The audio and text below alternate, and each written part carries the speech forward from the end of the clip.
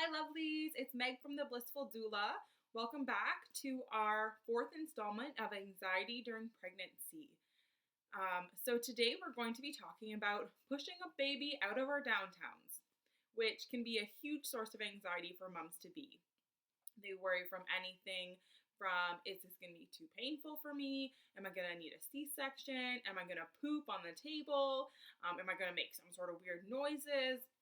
And so these are all things that we're going to talk about today. So the first thing that I want to talk about is pain during labor. When I talk about this with my clients, I like to refer to it as discomfort.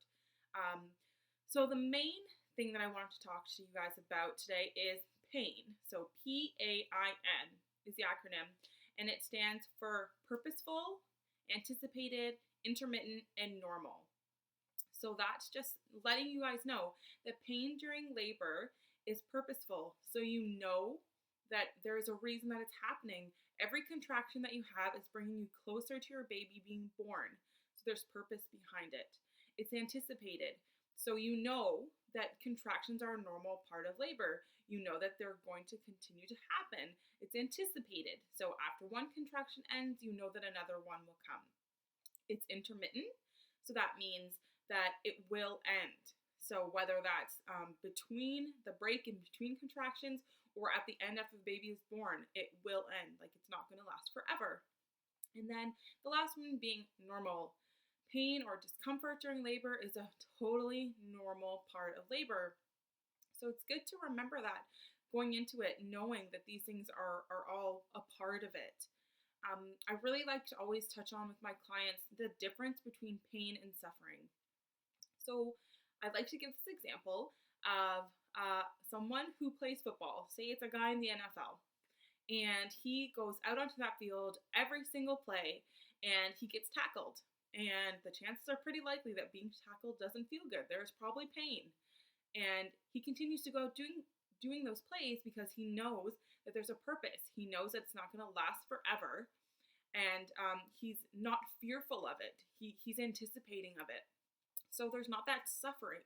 Suffering comes when there's pain, but there's a resistance to that pain.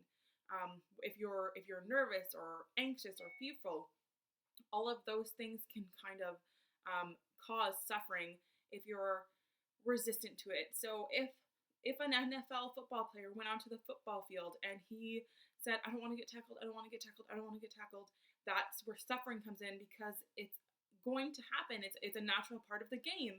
And so there's suffering because he doesn't want it. So if you're going into labor, rather than going and being like, I don't want to have a contraction, I can't have another contraction. If you know, okay, there's purpose here, it's intermittent, it's anticipated, it can take some of that suffering away, and it doesn't have to be like that. I can say from my own personal experience and that of clients of mine that birth doesn't have to be this really feared thing, and there's lots of different ways to cope and to make it a positive experience. So that being said, the next thing I wanted to talk about was C-sections. So I know that moms can sometimes get worried that, oh, this is going to happen. I'm going to need a C-section and things like that. So I just want to start off by saying that we're really blessed here in North America to have C-sections as an option. There is absolutely a purpose and a good time when a C-section is necessary, and we're very blessed to have that here. But what we're going to talk about today are ways that you can lessen the chance that you might need a C-section. So then, and it's going to sound funny, but the number one way that you can probably reduce the chance of getting a C-section is by learning about birth. If you know about what's going to happen, how things are supposed to unfold, then you kind of give your body a chance to progress naturally. You don't have to be afraid of what's happening, and if you are more aware of what's to come, then you can kind of prepare a little bit more. There are certain interventions that increase the likelihood of needing a C-section, and the more interventions that you need, the more likely it is that you might need a C-section.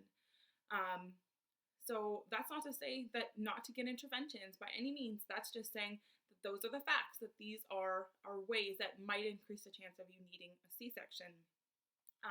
Just by having a doula. Obviously, I'm a little biased because I'm a doula, but by having a doula present at your birth, the risk of needing a C-section goes down by 50%. So that's a great way to lessen the chances. Taking a prenatal class, doing a workshop. If you are in the Sudbury area, I'm collaborating with ARC Fitness on April 10th. We're doing a prenatal workshop, and it's going to be fabulous. And just learning as much as you possibly can. That can be a really great way to help in preventing needing a C-section. So the next thing I want to talk about is, believe it or not, probably the number one concern I hear in my prenatal classes and from my clients is they're terrified about pooping on the table.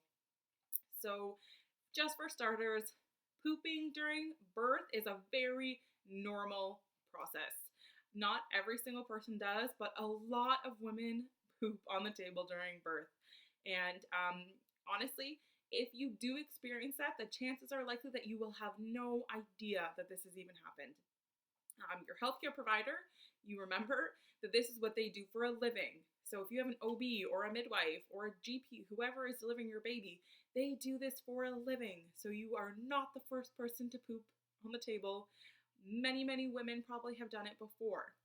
If you are super concerned about your significant other seeing poop or anything like that, then you can always have that discussion with them beforehand and maybe ask them to stand closer to your head as opposed to your downtown when the pushing phase starts.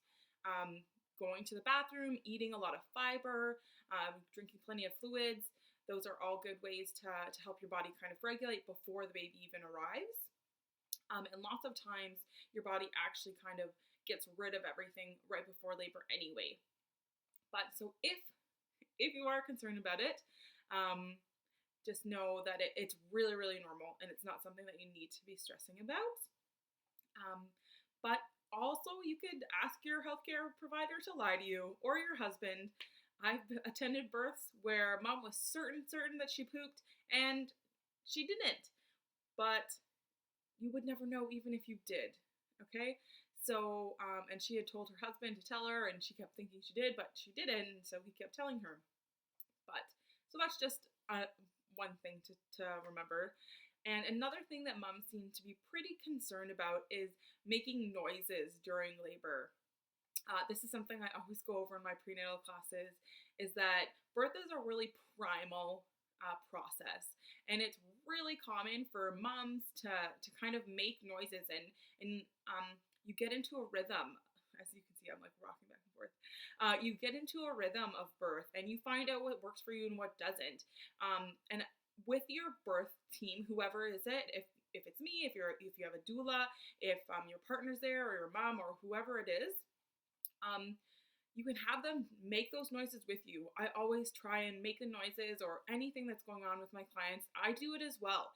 It kind of makes it a little less scary, and it makes them feel more comfortable because these are normal noises. There are things that just come out of our bodies, and these things are like, they help us. They help us during labor.